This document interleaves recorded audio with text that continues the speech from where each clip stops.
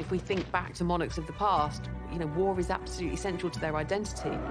By the First and Second World War, the role of monarchs in wartime had changed. George VI and Queen Elizabeth were very much aware that World War II was not just fighting on the battlefield, it was also a propaganda fight.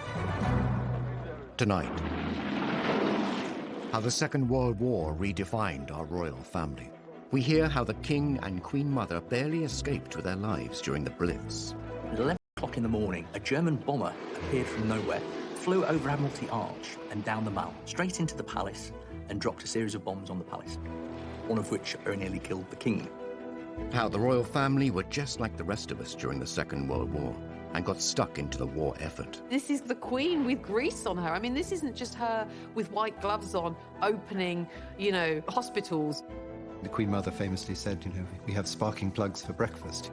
For the first time, we hear previously unheard recordings from one of the royal family's secret World War II Army protection officers. It was so top secret that we couldn't talk to anybody, couldn't be seen by anybody. And the new relationship that blossomed between the royal family and the British public.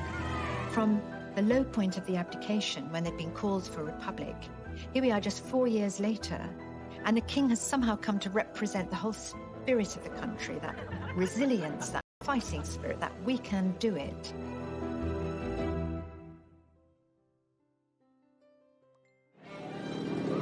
In the 1930s, the world was heading towards an inevitable war, and Britain had a new king. George VI and his young family were rebuilding public confidence in the monarchy after the shock abdication of his elder brother. Now the king faced an even greater challenge. This was an incredibly difficult testing time. Nazi aggression was really becoming something that just couldn't be ignored. The king didn't know whether he was going to have to be a leader in a time of crisis, a war leader. You know, we were pursuing a policy of appeasement. But with each crisis, we seemed to be coming ever closer to the brink of war. Just at the moment when the British monarchy looked like it was back on its feet, the nation, Europe, was plunged into spectacular crisis. On the 3rd of September 1939, the king addressed the nation to announce the country was at war. For the second time in the lives of most of us, we are at war. As he spoke, the words were hesitant, and there were long gaps, and the delivery was flat.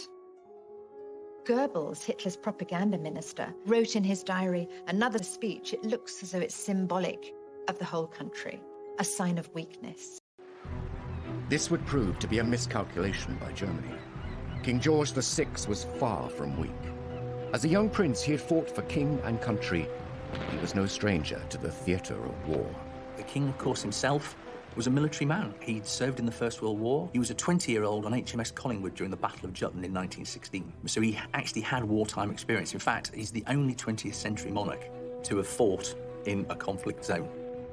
And then he finds himself in 1939 in charge of a country that, in many respects, isn't ready for war. And he leads from the front. Now king, George had no active military role, but he was determined to support troops fighting in his name. Once the war actually really moves into its ascendancy with the German attack from May 1940 onwards, he dedicates himself relentlessly to maintaining national morale. The king and his family were soon to prove to the British public that they would stand by them.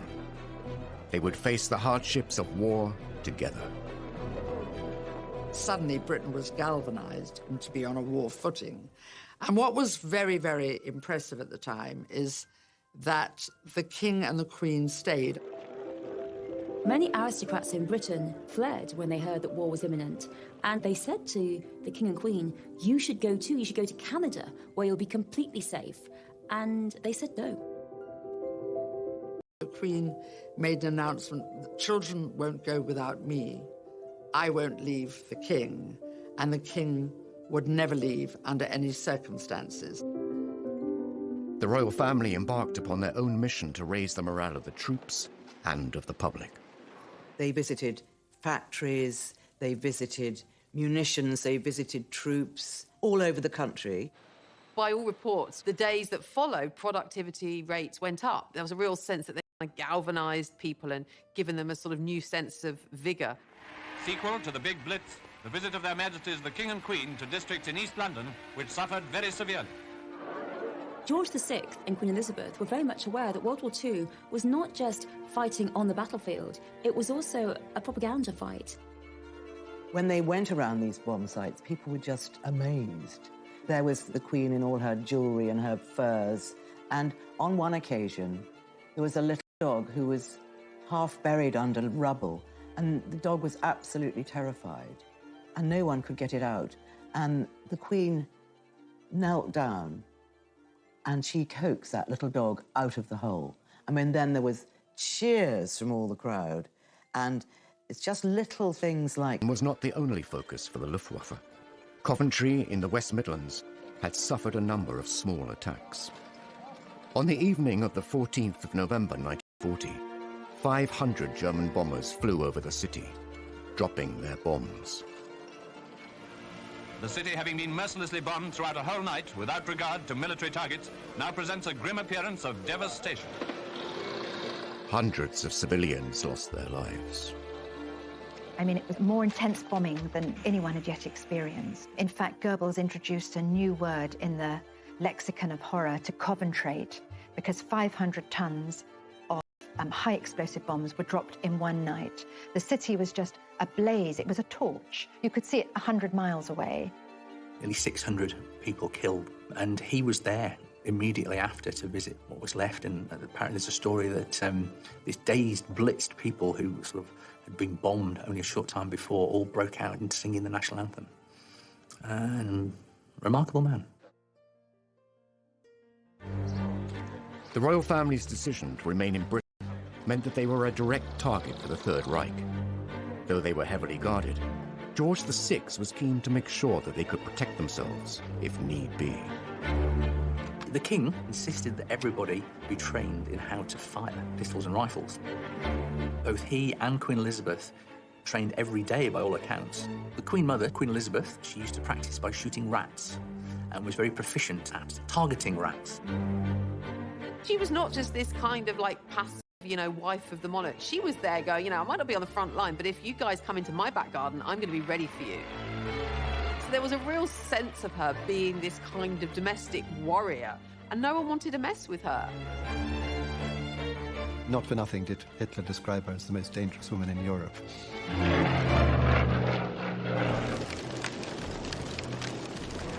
As the conflict continued, it became clear that this was not just a war on the front lines. At home, the King and Queen were finding other ways to stop Hitler breaking the spirit of the country, by standing resolute with their people during the Blitz, putting their own lives at risk. She saw 2 bombs falling just outside the window. They heard the explosion. Then there was a great shower up of smoke and debris, and they sort of threw themselves out into the corridor. Buckingham Palace was being bombed. During the Second World War, the royal family were determined to show that they were not just privileged aristocrats. They were at one with the public. They would not run and hide, and they too would feel the struggle. For this monarchy to be seen as a family, without the kind of trappings of power and pageantry. And that was very much what George VI, Queen Elizabeth, and those around them in the palace pushed as the image. It was a normal domestic family facing the war, the austerity of the war, the fears of the war, the crisis of the war, the danger of the war, just like everybody else. From the low point of the abdication, when they'd been called for a republic, here we are just 4 years later, and the king has somehow come to represent the whole spirit of the country, that resilience, that fighting spirit, that we can do it. He's somehow come to epitomize that. It wasn't simply propaganda. The royal family were living the war like millions of other families in the UK.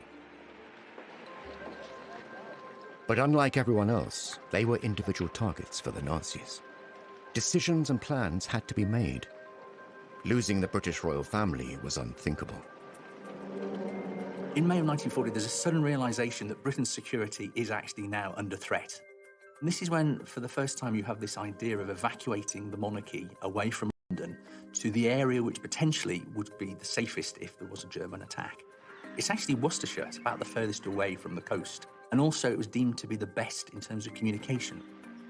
And with that, a force would be specifically created in secret, and their role was to, in the event of an invasion, protect the royal family, to move them out of London to one of these other safe places. Formed in the summer of 1940, this group had access to anything that they needed.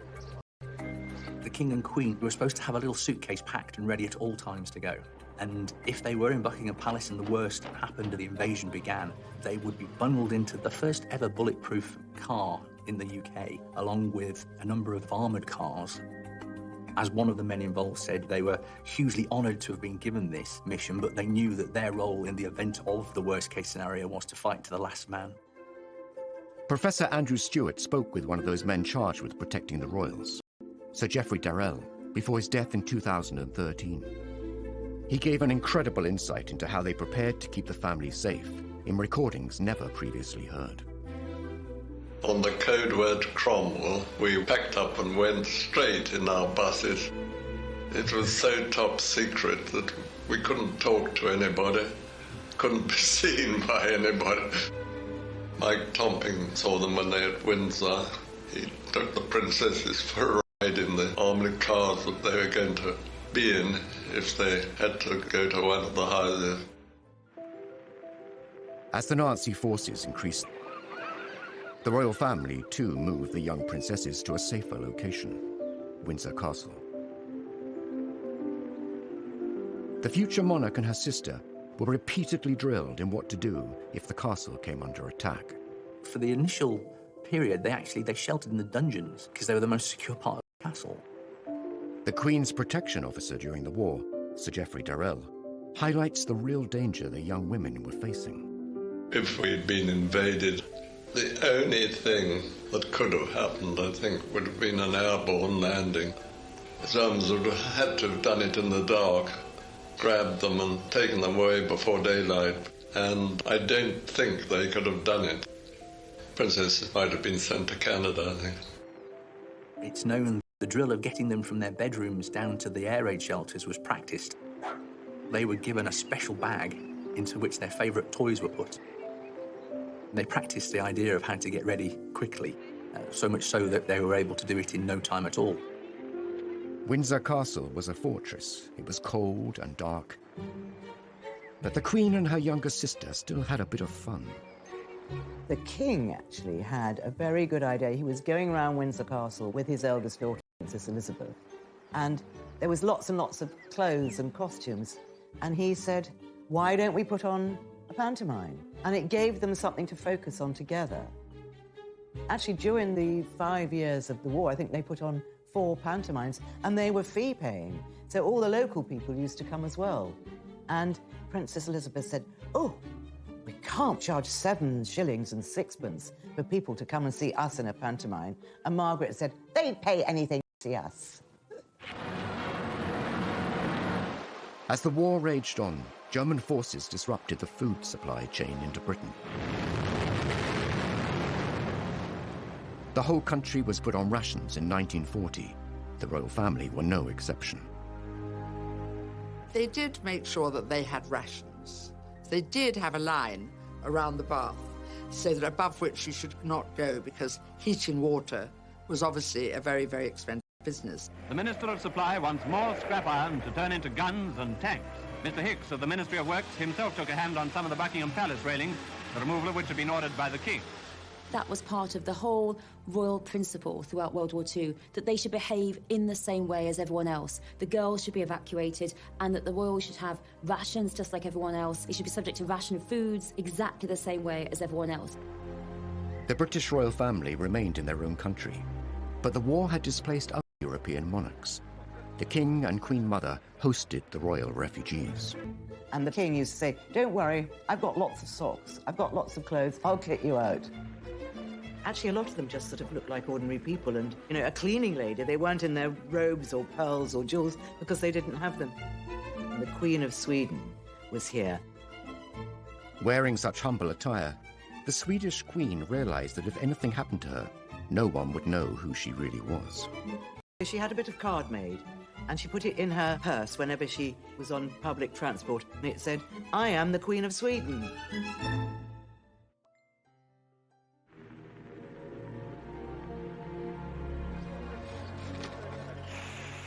Families across the country were facing the loss of loved ones. Over 450,000 British lives were taken in the war. While the senior royals were not in active service, the King's brother, Prince George, the Duke of Kent, was serving in the RAF. He was tragically killed in a plane crash while on duty. It brought home just the tragic losses that basically everybody was not far removed from. Most people in their families, of course, had lost someone, and the royal family, in that sense, were no different. Well, this is what Queen Mary said, you know, everybody is losing family. We can't break down. We have to be strong and set an example. Now we've lost some family too. So many people had lost husbands, sons, brothers. They didn't feel they could call attention to their loss. It was just a very small funeral. And there's a very evocative description by Noel Coward, because when everyone was trying so hard to control their grief, when the coffin was brought in with his RAF cap on it, Noel Coward says he could feel his face. He just had tears rolling down his cheeks, and he was relieved to see that the King and Mountbatten were exactly the same. Aerial bombing raids were happening across the country. London was bombed more heavily and more often than other cities. Now, civilians were in Hitler's sights.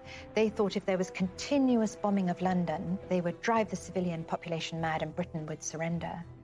And on the 7th of September 1940, the largest aerial formation ever seen darkened the skies coming across the English Channel towards London. And suddenly, the East End was ablaze. Buckingham Palace was a key target for the German Luftwaffe. The palace was hit repeatedly during the Blitz. Buckingham Palace was actually bombed 16 times during the war, and of those 16 times, 9 of the actual bombing raids caused damage, one of which on Friday the 13th of September 1940 very nearly killed the King. At 11 o'clock in the morning, a German bomber appeared from nowhere, dropped below the clouds, flew over Admiralty Arch and down the Mall, dropped a series of bombs on the palace. The King was with the Queen and his private secretary in his private sitting room, just getting ready for the day's work. And they saw 2 bombs falling just outside the window. They heard the explosion. Then there was a great sort of shower up of smoke and debris. And they just had time to register, you know, that things were very wrong. And they sort of threw themselves out into the corridor and only afterwards realized just what exactly was happening, that Buckingham Palace was being bombed. The precise nature of the attack led the King himself to wonder if his own family in Germany were behind the bombing. In fact, it was suggested that the only way that that aircraft could have carried out the attack was if it was somebody who had an intimate knowledge of the palace. And in fact, for a long time, the suggestion was it was a gentleman called Prince Christoph of Hesse, who was a distant relative but had visited the palace a number of times prior to the war.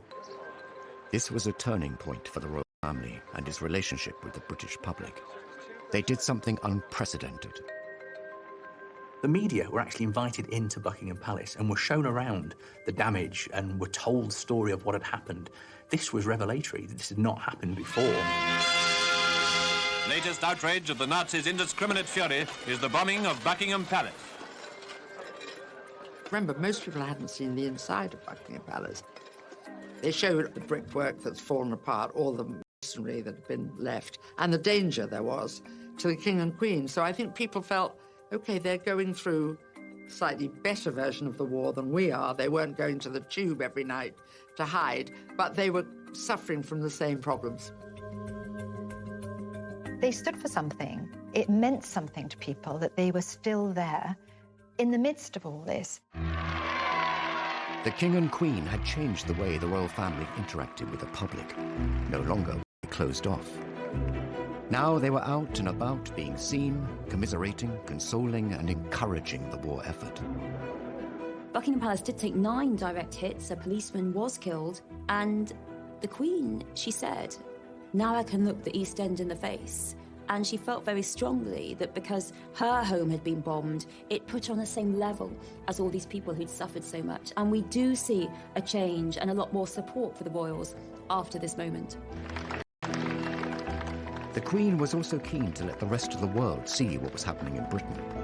Before the United States had joined the Second World War, she sent an invitation to the First Lady. The King and Queen were at Paddington Station to greet her in the name of the people of Britain as she arrived in London. One of the most important things the Queen Mother did during the war was to invite Mrs. Roosevelt over to England. So much of the damage caused by the big fire raid on the city. You get a real sense that, austerity was happening even in Buckingham Palace, reading her account. Queen Elizabeth had moved out of her rooms to give her guest her rooms, and they were palatial, but bracingly cold. You could see your breath. There was one little electric fire with just a thin orange glow. The glass had all been blown out and was replaced by a cheap substitute. And then when Eleanor Roosevelt went down to the dining room, it all looked very promising, beautiful ambiance and lots of gold and silver, but the food when it came was meager and unrecognizable as food for someone not used to wartime substitutes. In fact, she wasn't quite sure what she was eating. everything's boarded up and there's nothing very grand about Buckingham Palace. It's all, completely bleak. And so who better to go back and tell the president about what's going on in Britain than his wife? The Queen Mother's clever diplomacy brought the reality and horrors of the war to the United States. It cemented the special relationship between the two countries. And now it was time for the next generation to step forward and take the lead. Every Allied newspaper had a picture of the future Queen and her spanner and her ambulance. I mean, this was really quite feared because look at this. She's ready. She's out there. She'll go to the front and she'll risk her life if she has to for the war effort.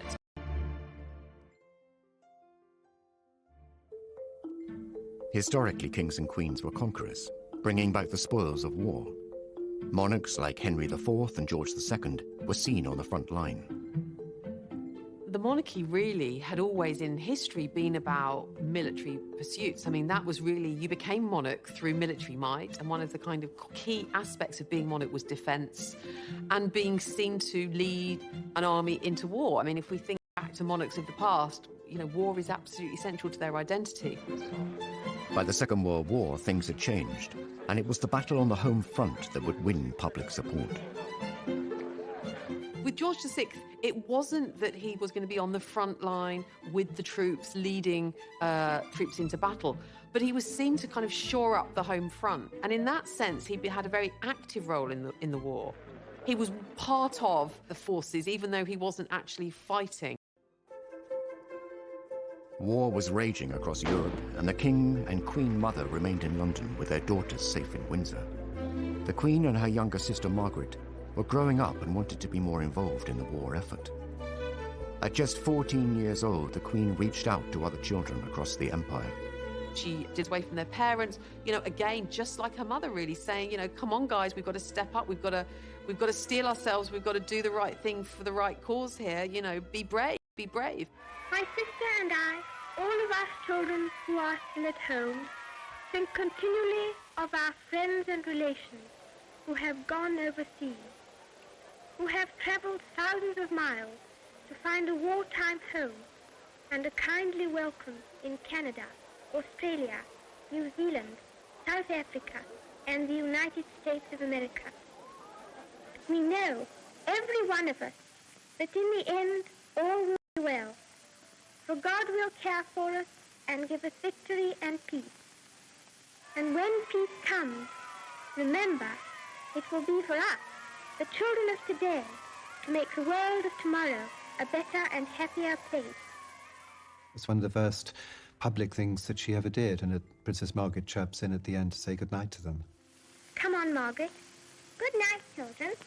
Good night, and good luck to you all. Children, of course, lost family, and they did a charming broadcast, and it was also sent to America because at that time we were still trying to entice America into being on our side. The Queen soon took on other public duties.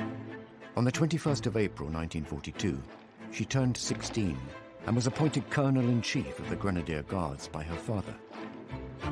That same day, she made her first official public appearance as she inspected her troops. She was only a child when war broke out, really very young, and she had to grow up without her parents, but also expected, really from quite a young age, to take on a leadership role. That was her first big responsibility, and so she took a great interest in her regiment and, very much involved with their activities. In 1945, aged 18, the Queen insisted on joining the Auxiliary Territorial Service, the women's branch of the British Army. Women were suddenly supposed to go to work, to go to the factories, to learn to be mechanics while the men were away fighting. And, the Queen and Princess Elizabeth were like, well, I'm just going to do the same thing. And so it was very much, if it's good enough for them, it's good enough for us, and we're no different. We don't require special treatment. She was absolutely determined that she would go out there and join in with other girls. Even if she couldn't do it, even if it was difficult, even if she made a fool of herself, she didn't care. She wanted to go out there and do her duty. George VI had said, hold on a second, no, this is not a job for you. And Princess Elizabeth, of course, our current queen, was like, absolutely not. I'm rolling my sleeves up. I want to join. I want to enter the war effort. And of course she did. And we see that amazing footage of her. She had to undergo 6 weeks of training. And 6 weeks of training were all about trucks, because that's what the ATS did. They drove people around, troops, bits of equipment, whatever the army needed, round in trucks. The Queen Mother famously said, we have sparking plugs for breakfast, so the Queen was obviously very interested in all that.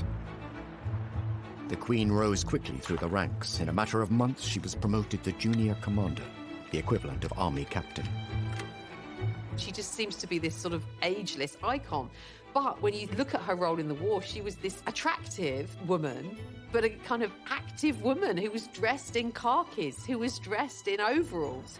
This is the Queen with grease on her. I mean, this isn't just her with white gloves on, opening, hospitals or, unveiling plaques. This is her actually doing a job of work.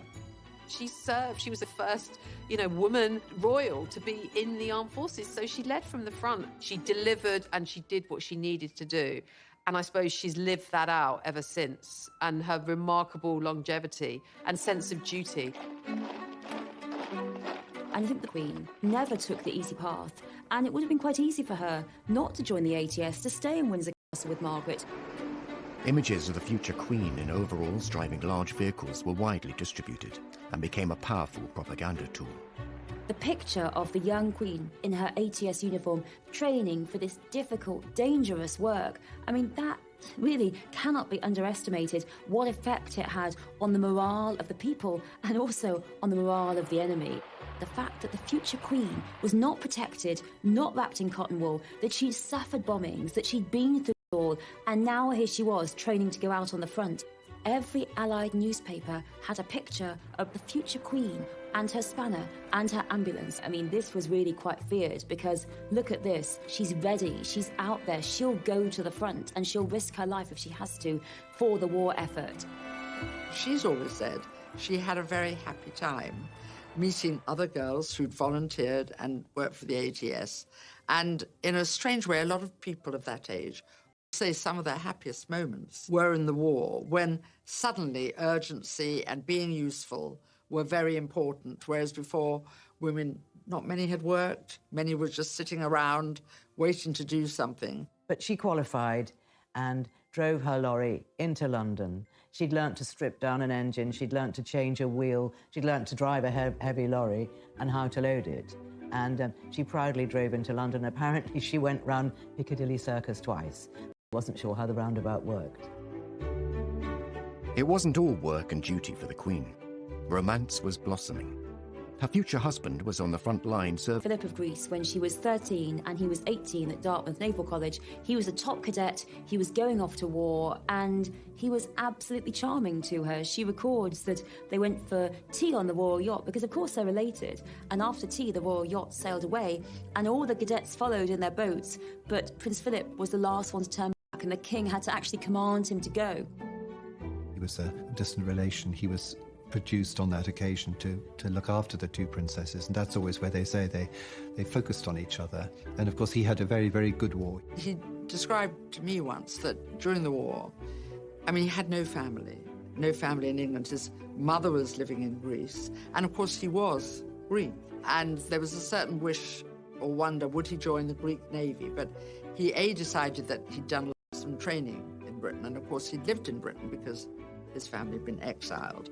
And the Greek Navy was very small, and I think he thought he wouldn't see much action, so he joined the British Navy. He kept in touch with Queen Elizabeth during that time. In fact, she had a photograph of a naval officer with a beard on her table, and that was Prince Philip. He had a beard in those days, but I don't think it fooled anybody, but he was slightly disguised, I suppose. The war creates and cements the romance between Philip and Elizabeth. They don't see each other much, but they think about each other a lot.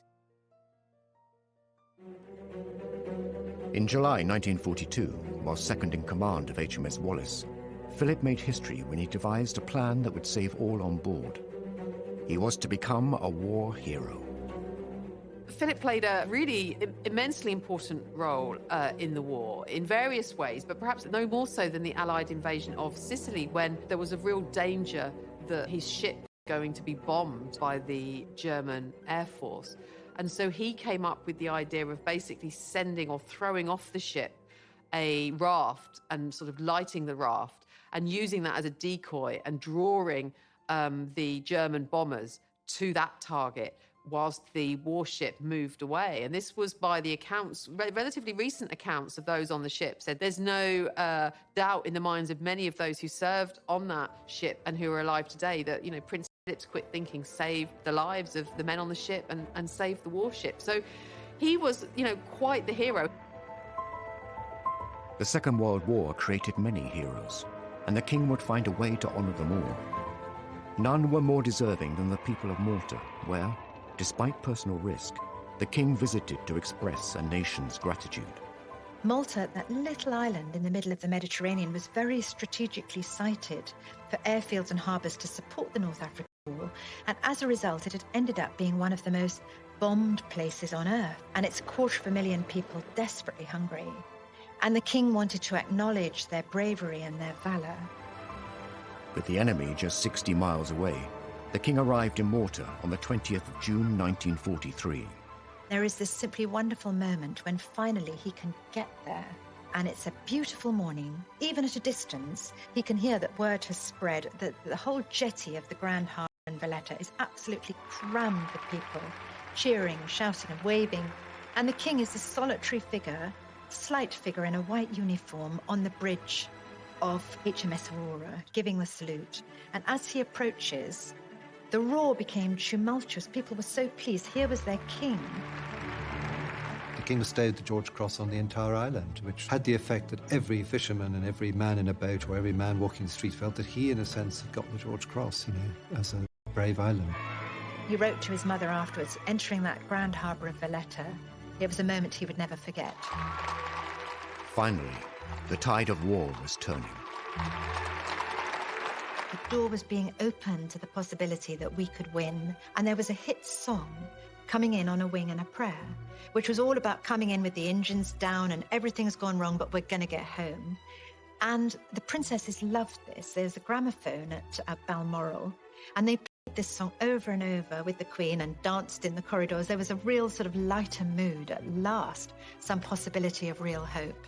The Allied forces saw victory on the horizon.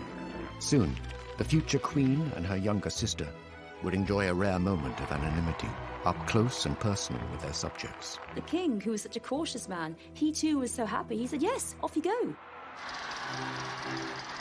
On the 8th of May 1945, after 6 long years, the Prime Minister announced that war had come to an end. The country woke up to the wonder of it all. VE Day, Victory Day, a day like no other, a day they had, been fighting for.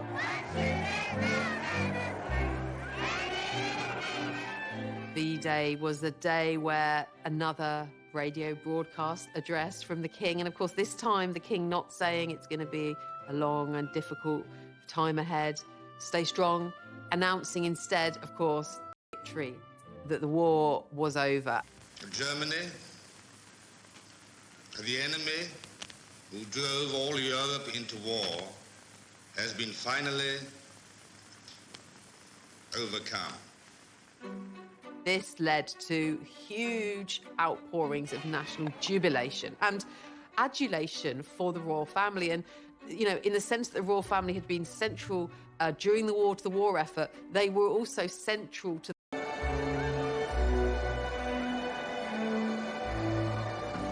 Then the crowd makes its way to the Mall.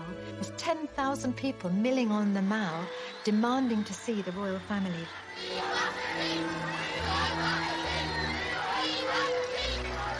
After years bound by the constraints of war, the future queen and her sister Margaret were desperate to get in amongst the celebrations. This day marked an amazing moment. There were crowds. Everyone rushed into the streets. It was this great moment. And the two princesses said to the king and queen, "Can we go outside with all those people?" And the king, who was such a cautious man, he too was so happy. He said, "Yes, off you go." And that seems unbelievable because it was absolute chaos outside. The young queen went out in her ATS uniform, and initially she'd pulled her cap down, but then she was told she couldn't go out with the uniform incorrect. She had to put it back up, and she was a bit concerned that people would recognize her. But everyone was so excited and so happy that they just didn't care. And the Queen actually spoke about this many years later. She talked about how marvellous it was. Everyone swept along in this tide of happiness and relief. And it's an amazing story that Margaret and Elizabeth, they go out there. They're out there in the crowds, these people rushing round, and they shout, "God save the King, God save the Queen," with everyone else.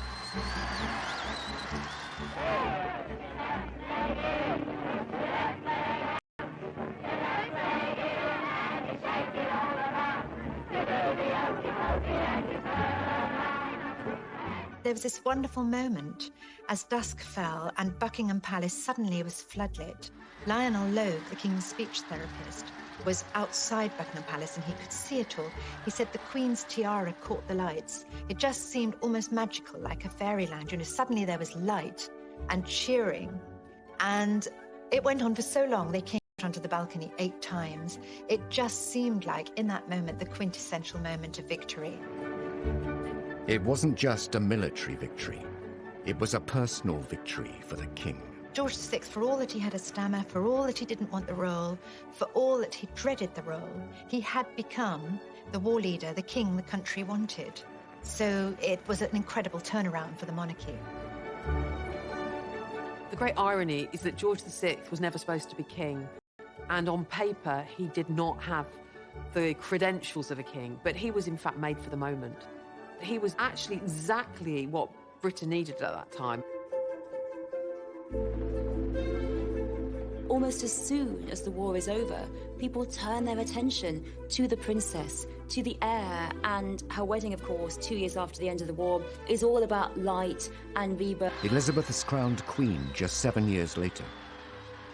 Each year, she stands alongside the servicemen and women in solidarity and remembrance, as her parents once did. I think it's very moving that we hardly ever see emotion from the Queen, but one occasion is when she was mourning veterans. She served alongside so many other young people, but so many of them are no longer with us.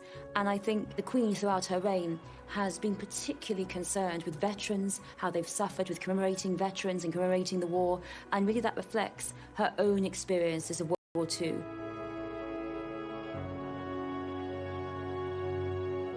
There's something so authentic about it. There's something that she is living or reliving the experiences that she's had. And there is no doubt that the respect that the Queen commands among a certain generation is because of her having lived through the experiences of World War II shoulder to shoulder with them. The Queen's experiences during the Second World War have undoubtedly shaped her life as a monarch. World War II is absolutely central to an understanding of the Queen, who she is, where she's come from, and why she has the sense of duty and devotion to the realm, to the national spirit. That completely explains it. For the Queen, watching her father step up to the role of king and lead during the Second World War has instilled an unwavering commitment within her. For her, war founded her character. It gave her the belief in sacrifice, in frugality, and in duty that she would carry through for the rest of her life and try and instill in her children, to make them too understand what a sacrifice her generation went through.